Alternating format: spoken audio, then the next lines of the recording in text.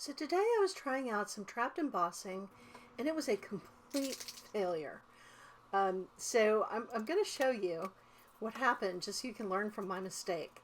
I was working on some heavyweight cardstock in my junk journal, but I had coated it with some gesso to make sure that any water medium I put on top could move smoothly. And that did work to an extent, but in the end it really did not turn out well.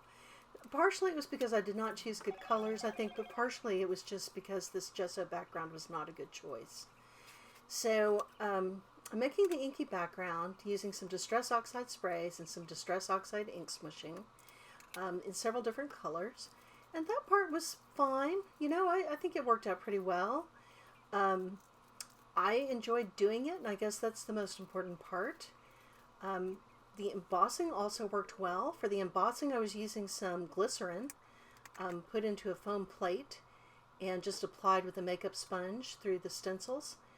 That works great. Glycerin is just as sticky as embossing ink and readily available. And so if I had stopped after I had done the embossing, that probably would have been just fine. So you do have to be careful not to get too much glycerin on the sponge as you do this, otherwise it seeps under the stencil. But otherwise it's just like using a Versamark pad to do your embossing. So I'm applying the embossing powder, just using some junk mail to catch the loose powder, which also works great.